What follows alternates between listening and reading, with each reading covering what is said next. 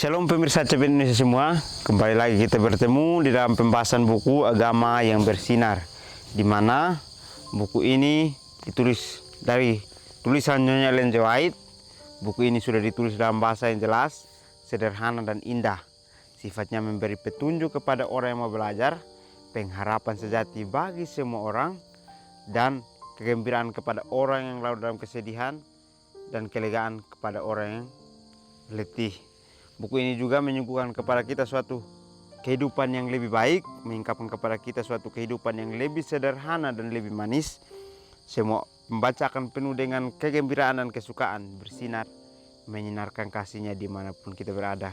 Jadi kita tahu tulisan Ellen G. White ini adalah tulisan yang sudah ditulis dalam bahasa yang jelas dan sederhana, yang akan memberikan kita petunjuk bagaimana kita untuk hidup dengan Tuhan. Dan buku ini juga akan memberikan kita pelajaran yang sangat menarik sehingga kita bisa menaruh harapan kita kepada Tuhan, sehingga kegembiraan dan kelegaan kita akan dapatkan pada saat kita merasa sedih dan juga merasa letih.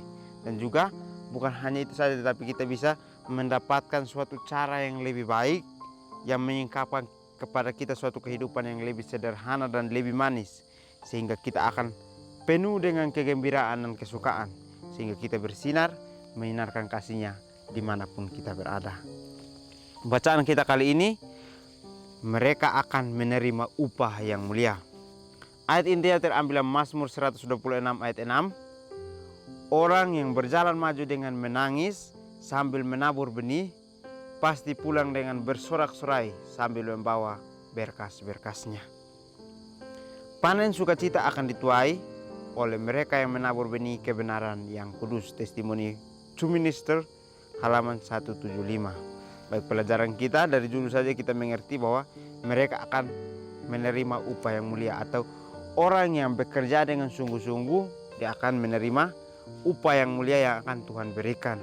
Seperti dalam ayat ini yang mengatakan bahwa orang yang berjalan maju dengan menangis sambil menabur benih, atau orang yang datang di tempat pelayanannya, melakukan pelayanannya dengan sungguh-sungguh, dia terus berjalan maju meskipun memiliki banyak tantangan, serta tantangan itu membuat dia untuk terus semangat, sehingga dengan rasa tangisnya dia menabur benih itu, tetapi pasti dia pulang dengan bersorak-sorai membawa berkas-berkasnya, yang artinya adalah pada saat dia merasa bahwa ini adalah ujian yang harus saya lewati, pada saat dia lewati, dia akan bersorak-sorai karena dia bisa melakukannya untuk menabur benih itu. Jadi benih itu dia akan taburkan kepada orang-orang yang menerima, sehingga pada saat orang-orang itu menerima, dia juga bersuka cita karena berkas-berkas itu dia akan dapatkan melalui apa yang dia sudah tabur itu. Jadi kita harus bersorak-sorai pada saat kita diberikan satu ujian. Kita harus semangat untuk melakukan ujian itu, karena melalui ujian itulah kita akan mendapatkan sukacita, sehingga sukacita itulah yang membuat diri kita untuk bersorak-sorai. Panen sukacita akan dituai oleh mereka yang menabur benih kebenaran yang kudus. Jadi kita ingat pada saat kita bercerita tentang panen, berarti kita mengingat pada saat benih-benih itu ditaburkan. Ada yang ditaburkan di tanah yang kering, ada yang ditabur di semak belukar, ada juga yang ditabur di tanah yang berbatu-batuan. Kita ingat bahwa semua yang ditabur itu dilakukan dengan satu tangisan, di mana penaburan itu membuat satu ilustrasi di mana dia menabur dengan hati yang penuh tangis, karena semuanya itu dia harus taburkan di tempat yang mungkin tidak subur, tetapi dia harus menabur itu semua supaya semuanya bisa terdengar akan kebenaran itu. Jadi kita harus bersuka cita karena kita menuai suatu benih kebenaran yang baik pada saat kita menaburnya. Jadi pada saat kita menabur, kita harus menabur sesuatu benih yang baik, maka kita juga akan menuai berkas-berkas yang kita sudah tanam dengan sukacita itu. Jadi ajakan kepada kita bahwa sesuatu hal yang kita lakukan, kita harus lakukan dengan hal kebenaran. Sehingga pada saat kita menuai itu, kita menuai dengan satu sukacita kebenaran.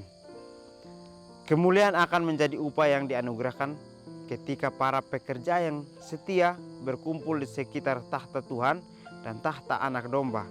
Kristus Yesus dalam keadaan fananya melihat kemuliaan Tuhan. Dia jatuh seperti orang mati.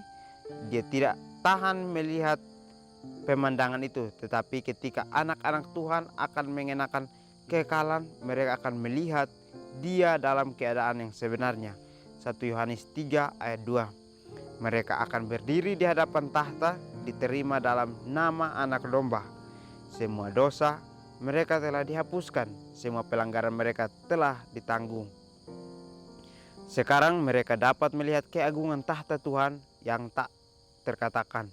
Mereka telah mengambil bagian dengan Kristus dalam penderitaannya. Mereka telah bekerja bersama-sama dengan Dia dalam rencana penebusan dan mengambil bagian bersamanya dalam sukacita melihat jiwa-jiwa diselamatkan dalam kerajaan Tuhan. Di sana untuk memuji Tuhan sepanjang kekekalan. Testimony for the Church, jilid 9 halaman 285. Jadi pelajaran kita mengatakan bahwa kemuliaan akan menjadi upah yang dianugerahkan kepada para pekerja yang setia berkumpul di sekitar tahta Tuhan dan tahta Anak Domba. Jadi kita akan melihat kemuliaan yang akan menjadi upah kita, yang akan dianugerahkan oleh Tuhan sendiri kepada kehidupan kita pada saat kita setia untuk bekerja, untuk melakukan penaburan benih yang benar kepada orang-orang yang mau menerima maupun tidak menerima. Kita harus menaburkan benih itu, sehingga pada saat kita menaburkan itu akan menjadi satu kemuliaan yang akan menjadi upah kita pada saat kita sudah bekerja dengan setia.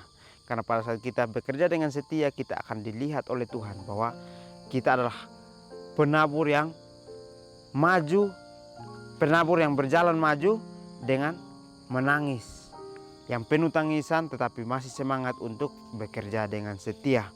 Ketika Yohanes dalam keadaan fananya melihat kemuliaan Tuhan, dia jatuh seperti orang mati.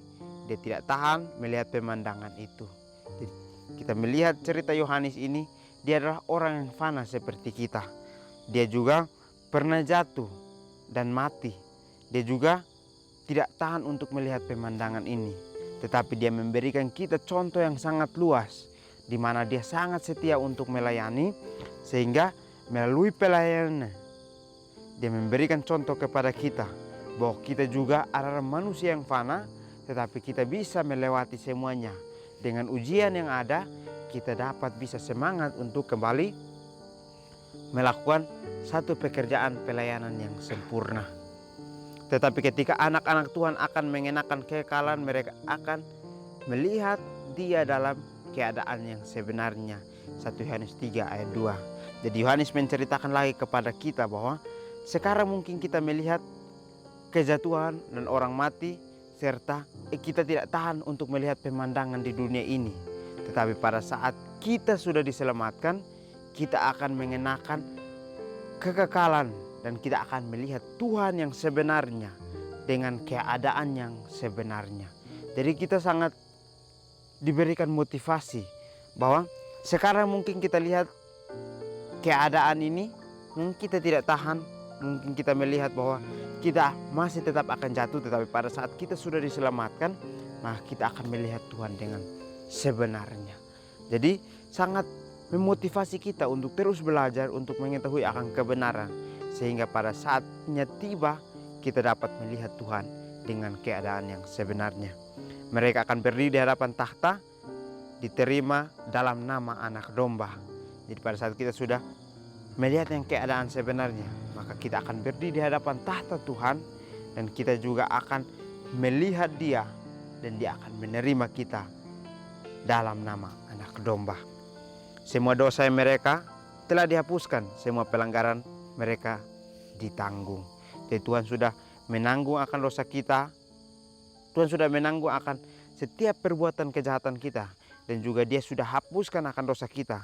Maka kenapa kita tidak memilih untuk sekarang kita menjadi orang yang ingin untuk menerima upah yang mulia itu. Sekarang mereka dapat melihat keagungan tahta Tuhan yang tak terkatakan.